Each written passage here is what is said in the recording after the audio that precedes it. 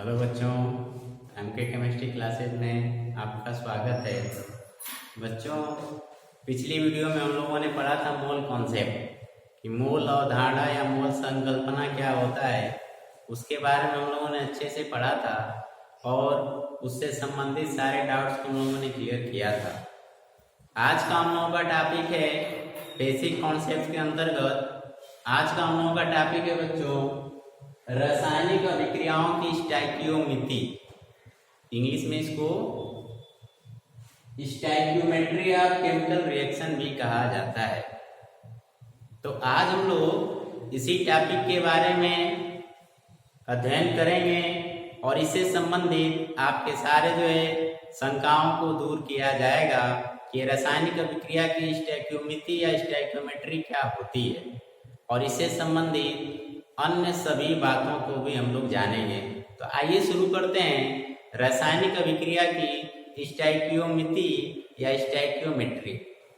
सबसे पहले बच्चों हम लोग जानते हैं कि रासायनिक अभिक्रिया क्या होती है और फिर उसके बाद हम लोग उसकी स्टोइकियोमेट्री को जानेंगे। रासायनिक अभिक्रिया पिछली क्लासों में भी आप पढ़ते आ रहे हो कि रासायनिक अभिक्रिया क्या होती है। बच्चों, जब दो या दो से अधिक पदार्थों को, क्योंकि क्रिया करने के लिए कम से कम तो दो पदार्थ होने चाहिए, तो जब दो या दो से अधिक रासायनिक पदार्थों की क्रिया आपस में कराई जाती है तो एक या एक से अधिक नए पदार्थों का निर्माण होता है। फिर से एक बार सुनेंगे, जब दो या दो से अधिक रासायनिक पदार्थों की क्रिया आपस में कराते हैं तो एक या एक से अधिक नए पदार्थों का, इस पे आप ध्यान देंगे कि रासायनिक अभिक्रिया के लिए नए पदार्थों का निर्माण होना जरूरी है। आप पढ़ते होंगे कि क्रिया जो होती है दो प्रकार की होती है। जो गुण होता है दो प्रकार का होता है, भौतिक गुण या रासायनिक गुण। तो भौतिक गुण में क्या बताया जाता है कि पदार्थ एक रूप से दूसरे रूप में बदल जाए लेकिन नए पदार्थ का निर्माण न हो, तो उसको हम लोग बोलते हैं भौतिक परिवर्तन। क्या बोलते हैं? भौतिक परिवर्तन। और रासायनिक परिवर्तन में क्या बताया जाता है बच्चों कि वह परिवर्तन जिसमें नए पदार्थों का निर्माण हो। जैसे आपको बताया जाता है कि दूध से दही का बनना रासायनिक परिवर्तन है, जबकि बर्फ का पिघलना भौतिक परिवर्तन है। समझ में बात आ रही है? तो रासायनिक परिवर्तन और भौतिक परिवर्तन में ये मुख्य अंतर होता है कि रासायनिक परिवर्तन में नए पदार्थ का बनना मस्ट होता है। तो रासायनिक अभिक्रिया भी बच्चों से वही चीज है कि वह अभिक्रिया जिसमें दो या दो से अधिक पदार्थों को मिलाने पे कम से कम एक या एक से अधिक नए पदार्थों का निर्माण हो, तो ऐसी क्रिया को हम लोग रासायनिक अभिक्रिया कहते हैं। समझ में सबको आ गया? तो रासायनिक अभिक्रिया क्या है? जब दो या दो से अधिक पदार्थों को आपस में मिलाते हैं तो एक या एक से अधिक नए पदार्थों का निर्माण होता है। ऐसी क्रिया को बच्चों लोग रासायनिक अभिक्रिया या केमिकल रिएक्शन कहते हैं। अब जानने वाली बात है कि जिन पदार्थों को हम आपस में मिलाते हैं, जिन पदार्थों को हम आपस में मिलाते हैं उनको क्या कहते हैं, और जो नए पदार्थ बनते हैं उनको क्या कहते हैं। तो आइए समीकरण के माध्यम से इसको समझते हैं। जैसे मैं यहाँ पे जिंक ले रहा हूँ और इसको HCl हाइड्रोक्लोरिक में डाल रहा हूँ। आपको पता होना चाहिए कि जिंक एक धातु है और जब अम्ल में इसको डालेंगे तो अम्ल से हाइड्रोजन गैस को विस्थापित कर देगा और खुद इस क्लोरीन के साथ एक लवण का निर्माण कर लेगा। कुछ इस प्रकार से बन जाएगा ZnCl2 + H2। सही है? तो इस तरह से क्रिया हमने यहाँ पे लिखा है। ये जो पदार्थ है बच्चों, ये जो पदार्थ है ये क्रिया में भाग लेने वाले हैं। ये पदार्थ जो है ये क्रिया में भाग लेने वाले हैं और ये तीर के आगे जो पदार्थ लिखे हुए हैं ये बच्चों इस क्रिया के फलस्वरूप बनने वाले नए पदार्थ हैं। समझ में आ रहा है? तीर के पीछे जो पदार्थ लिखे होते हैं एक्चुअल में ये पूरा का पूरा बच्चों लिखा हुआ है रासायनिक समीकरण। क्या लिखा हुआ है? ये एक रासायनिक समीकरण है। रासायनिक समीकरण क्या होता है? जब किसी रासायनिक अभिक्रिया को समीकरण के माध्यम से व्यक्त करते हैं तो उस समीकरण को बच्चों हम लोग रासायनिक समीकरण कहते हैं। क्यों क्यों रासायनिक अभिक्रिया समीकरण के माध्यम से व्यक्त करते हैं? क्योंकि इससे लिखने पढ़ने में आसानी होती है, समझने में आसानी होती है। तो इसीलिए रासायनिक अभिक्रिया को हम एक समीकरण के माध्यम से व्यक्त करते हैं, तो उसको रासायनिक समीकरण कहते हैं। अब समीकरण की मीनिंग आप जानते हो कि समीकरण में दो पक्ष होता है, बायां पक्ष और दायां पक्ष। बिना दो पक्षों के समीकरण बनता नहीं है। तो उसी तरीके से जो रासायनिक समीकरण, इसमें भी दो पक्ष होता है बच्चों। एक पक्ष होगा वो तीर के पीछे का होगा और एक पक्ष जो होता है वो तीर के आगे। यहाँ तीर का मतलब होता है बराबर। यहाँ तीर का मतलब क्या होता है? बराबर। तीर क्यों लगाते हैं? तीर से लगाते हैं ताकि पता चले इसमें कौन जो है मिलाने की क्रिया किससे हो रही है और कौन नया बन रहा है। तीर के पीछे जो होते हैं उनको मिला के क्रिया कराई जाती है और तीर के आगे वाले नए पदार्थ बने होते हैं अभिक्रिया। समझ में आ गया सबको? तो अब जानने वाली बात है, जिन पदार्थों की क्रिया कराई जाती है उनको क्या कहते हैं बच्चों? जिन पदार्थों की क्रिया आपस में कराई जाती है उनको हम अभिकारक कहते हैं। क्या बोलते हैं? अभिकारक। कारक मतलब करने वाले और अभि मतलब अभिक्रिया। तो अभिक्रिया करने वालों को हम कहते हैं अभिकारक। इंग्लिश में इसको रिएक्टेंट बोला जाता है। और तीर के आगे जो नए पदार्थ बनते हैं बच्चों, इनको हम कहते हैं उत्पाद या इसको हम कहते हैं प्रोडक्ट। ठीक है, फिर से एक बार सुन लीजिए। किसी भी रासायनिक अभिक्रिया के दो भाग होते हैं। जो अभिक्रिया में भाग लेते हैं उनको हम अभिकारक कहते हैं और जो अभिक्रिया के फलस्वरूप नए पदार्थ बनते हैं उनको हम क्या बोलते हैं? उत्पाद बोलते हैं। तो इनको आपस में मिलाया जाता है और इन मिलाने के बाद क्रिया होती है, उसके फलस्वरूप ये नए प्रोडक्ट का निर्माण होता है। तो किसी भी रासायनिक अभिक्रिया में हम लोगों ने देखा कि दो भाग होते हैं, अभिकारक और उत्पाद। हमने एक चीज और भी देखा कि जब रासायनिक अभिक्रिया को एक समीकरण के माध्यम से व्यक्त करते हैं तो इसको हम लोग कहते हैं रासायनिक समीकरण। तो यह रासायनिक समीकरण का लिखने का तरीका होता है और इसको आप कैसे पहचानोगे कौन अभिकारक है कौन उत्पाद है? जब तीर के पीछे जितने भी पदार्थ सबको बच्चों लोग अभिकारक बोलेंगे और तीर के आगे वाले पदार्थों क्या बोलेंगे? उत्पाद बोलेंगे। अब जरा इस समीकरण पे आप गौर कीजिए। एक नियम होता है बच्चों द्रव्यमान संरक्षण का नियम। वो द्रव्यमान संरक्षण का नियम ये कहता है कि जो अभिकारकों का द्रव्यमान है बच्चों, अभिकारकों का द्रव्यमान है वो सेम उत्पाद के द्रव्यमान के बराबर होना चाहिए। ये नियम कहता है कि रासायनिक अभिक्रिया में पदार्थों का द्रव्यमान नष्ट नहीं होता है। ठीक है, रासायनिक अभिक्रिया में द्रव्यमान नष्ट नहीं होता है। इसका मतलब क्या हुआ कि जितना द्रव्यमान इधर अभिकारकों का है उतना ही द्रव्यमान इधर उत्पाद का भी होना चाहिए। तो इसके लिए हम लोग बच्चों इन समीकरण रासायनिक समीकरणों को बैलेंस करने की आवश्यकता पड़ती है। क्यों? क्योंकि बिना बैलेंस किए हम द्रव्यमान संरक्षण के नियम को सेटिस्फाई नहीं कर सकते हैं। तो आइए जरा देखा जाए कि क्या ये समीकरण द्रव्यमान संरक्षण के नियम को सेटिस्फाई करे। यदि नहीं कर रहा तो समीकरण को हम लोग क्या कर लेंगे? बैलेंस कर लेंगे। आइए चेक करते हैं। यहाँ पे जिंक का एक परमाणु है, यहाँ पे जिंक का एक परमाणु है, यहाँ पे हाइड्रोजन का एक परमाणु और यहाँ पे हाइड्रोजन का बच्चों दो परमाणु है। तो ये बताइए यदि इसका परमाणु भार 1 होता है तो यहाँ पे तो हाइड्रोजन का परमाणु भार 2 हो जाएगा क्योंकि दो परमाणु है। तो इधर हाइड्रोजन 1 ग्राम मान लेते हैं तो इधर हाइड्रोजन हो जाएगा 2 ग्राम। तो द्रव्यमान संरक्षण का नियम जो है वो फॉलो ये समीकरण नहीं कर रहा है। तो इसलिए जितने परमाणु इधर हाइड्रोजन के हैं बच्चों उतने ही हम इधर भी कर लेंगे और इसके लिए हम यहाँ पे 2 से गुणा कर देते हैं। तो इस प्रकार इधर हाइड्रोजन 2 ग्राम यदि है तो इधर भी हाइड्रोजन 2 ग्राम हो गया। जिंक यहाँ पे आप देखिए, जिंक एक परमाणु है तो जिंक का यहाँ पे एक परमाणु, तो जितना भार इधर जिंक का हो उतना ही भार इधर भी जिंक का हो। अब क्लोरीन का देख लीजिए, क्लोरीन के इधर 2 परमाणु, इधर भी क्लोरीन के 2 परमाणु। तो क्लोरीन का भी जो भी 35.5 एक परमाणु का होता है 2 का उसका दुगना हो जाएगा। तो ठीक उतना ही द्रव्यमान इधर क्लोरीन का है। तो इस प्रकार से समीकरण बैलेंस है और जैसे ही बच्चों को इस समीकरण बैलेंस होता है, जैसे ही अभिकारक और उत्पाद के परमाणुओं की संख्या बराबर होती है वो समीकरण द्रव्यमान संरक्षण के नियम का पालन करने लगता है। समझ में बात आ गई?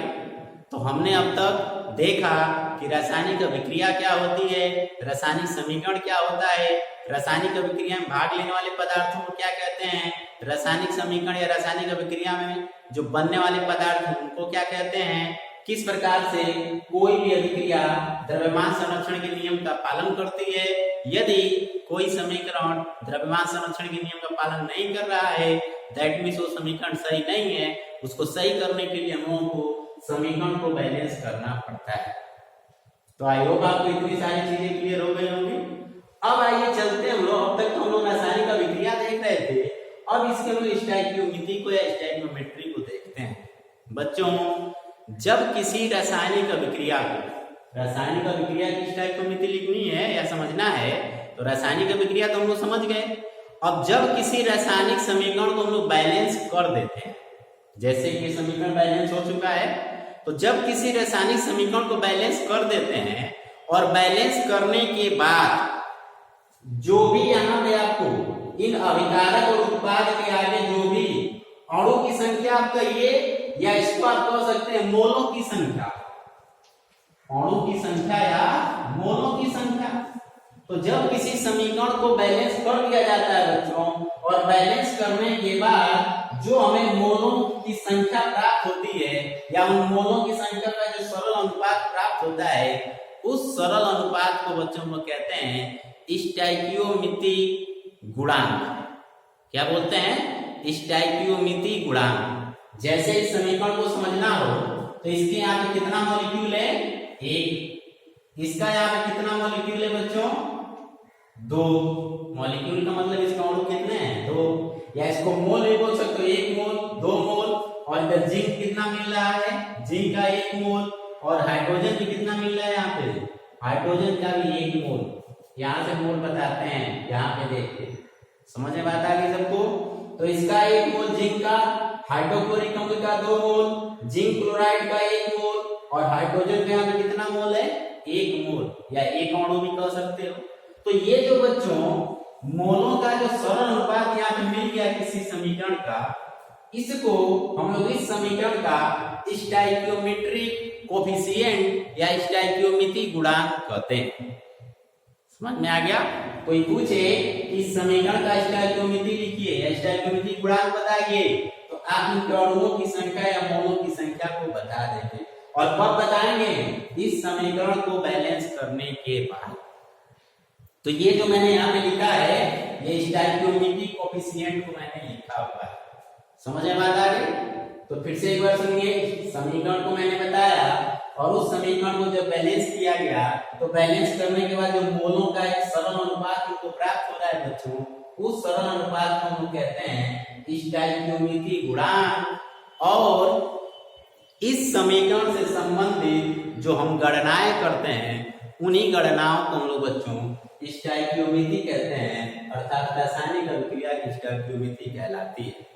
तो रासायनिक स्टोइकियोमेट्री क्या हो गई कि रासायनिक समीकरण में जितनी भी गणनाएं हम लोग करते हैं, चाहे मोलों की संख्या, चाहे परमाणुओं की संख्या, चाहे अणुओं की संख्या, चाहे ग्राम में उसकी मात्रा कितनी है, इन सभी गणनाओं को बच्चों हम लोग उस समीकरण की स्टोइकियोमेट्री कहते हैं।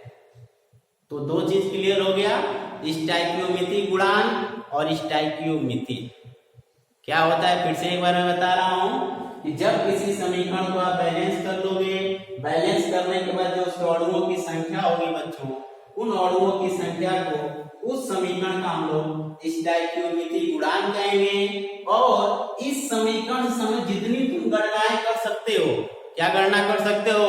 इस समीकरण को देखो, क्या बता सकते हो? इसका 1 मोल है, इसका 2 मोल है, इसका 1 मोल है, इसका भी 1 मोल है। आप बता सकते हो, भार बता सकते हो कि जिंक का इतना ग्राम है, हाइड्रोक्लोरिक अम्ल का इतना ग्राम है, इसका इतना ग्राम है, इसका इतना ग्राम है।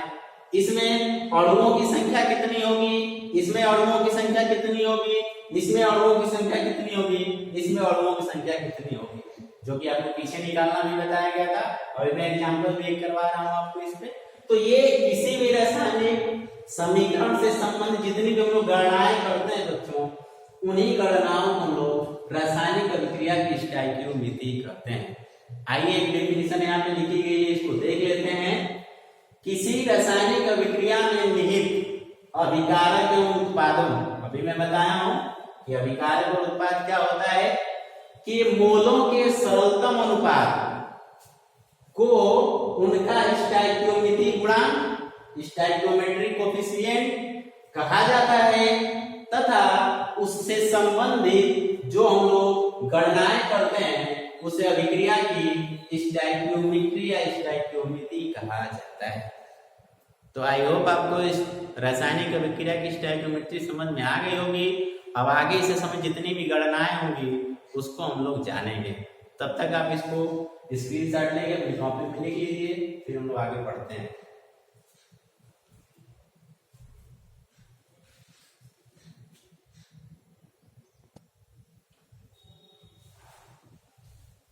चलिए स्क्रीनशॉट आपने ले लिया होगा और उससे संबंधित हम एक उदाहरण और करवाते हैं आपको। जैसे यहाँ पे देखिए एक समीकरण लिखा हुआ है, हाइड्रोजन ऑक्सीजन को मिलाने पे जल का निर्माण हो रहा है।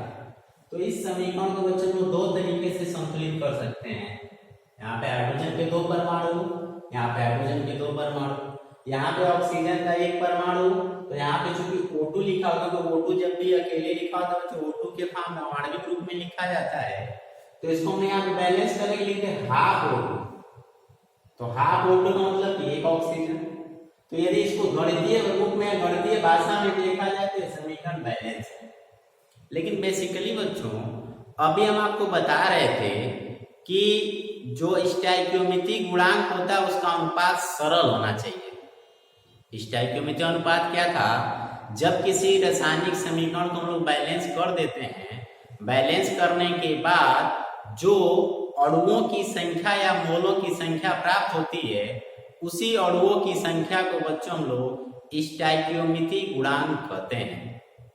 तो स्टोइकियोमेट्रिक गुणांक जो अणु बैलेंस करने के बाद जो अणु या मोलों की संख्या प्राप्त है बच्चों सरल अनुपात में होना चाहिए।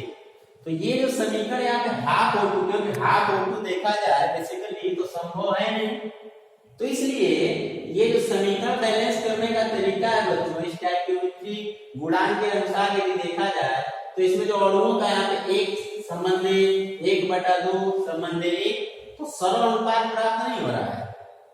तो इसलिए इस समीकरण को हम ऐसे बैलेंस न करके बल्कि ऐसे बैलेंस करेंगे ताकि हमको समीकरण में मौजूद अणुओं के मोलों की जो संख्या है बच्चों, अणुओं की जो संख्या है वो एक सरल अनुपात में प्राप्त हो जाए। तो एक ही समीकरण है, दो तरीके से हमने बैलेंस किया है ताकि हमको सरल अनुपात प्राप्त हो जाए। आप यहाँ पे देखिए हाइड्रोजन के दो अणु, ऑक्सीजन का एक अणु और पानी के दो अणु यहाँ पे प्राप्त हो गए। तो किसी समीकरण को बैलेंस करने के बाद जो अणुओं की संख्या हमको यहाँ पे मिलेगी इसको मोलों की संख्या भी बोलते हैं बच्चों, वही स्टोइकियोमेट्रिक गुणांक कहलाता है। और मैंने बताया है और किसी समीकरण से संबंधित जो अन्य हम लोग गणनाएं करते हैं उन्हीं गणनाओं को स्टोइकियोमेट्री कहा जाता है। कौन कौन सी गणना हम लोग कर सकते हैं, आइए इस उदाहरण के माध्यम से देखते हैं। जैसे समीकरण ये बैलेंस हो गया है, बैलेंस करने के बाद अब क्या डाटा इसमें से निकाल सकते हो कि यहाँ पे हाइड्रोजन की समीकरण, हाइड्रोजन के दो अणु हैं, ऑक्सीजन का एक अणु है और पानी के दो अणु हैं। इसको यदि हम लोग x के फॉर्म में लिखें तो हम कह सकते हैं कि यहाँ पे हाइड्रोजन के 2x अणु हैं। आपसे परीक्षा में से पूछ दे कि एक समीकरण में हाइड्रोजन के 2x अणु हैं और जल के अणु भी 2x हैं, तो उसमें कितना ऑक्सीजन मिलाया जाए कि समीकरण संतुलित लिखा जा सके। तो आप कितना बताओगे x। क्यों? क्योंकि जब हाइड्रोजन के दो अणु ले रहे हैं तो ऑक्सीजन का अणु हमेशा किस रेशियो में काम कर रहा है, 2:1 के रेशियो में काम कर रहा है। इसलिए यदि ये 2x है तो इसके अणु कितने हो जाएंगे x, और इस 2x और इस x को मिला रहे हैं तो जो हमारा उत्पाद बन रहा है बच्चों वो भी 2x के रेशियो में प्राप्त हो रहा है। समझ में बात आ गई? चलिए अब इसके बाद बताइए कि एक अणु किसी भी पदार्थ के एक अणु में, किसी भी पदार्थ के एक मोल में कितने अणु होते हैं? अवोगाद्रो संख्या के बराबर। मोल कॉन्सेप्ट में आपको बताया गया था। और अवोगाद्रो संख्या का हम लोग मान कितना होता है 6.023 × 10⁻23, या उसको हम लोग बच्चों Na के फॉर्म में भी लिखते हैं। तो यहाँ पे कितने अणु हो जाएंगे? हाइड्रोजन के एक मोल में Na के बराबर अणु होंगे। तो इस समीकरण में बच्चों हाइड्रोजन के कितने अणु हो जाएंगे? तो 2Na। एक मोल में एक Na के बराबर अणु होते हैं 2 मोल में 2 अन्य अणु हो जाएंगे। इसके बाद यहाँ पे चूंकि ऑक्सीजन का एक ही मोल है तो 1 अन्य अणु इसमें होंगे, और जल के यहाँ पे 2 मोल हैं तो 2 अन्य अणु हो जाएंगे।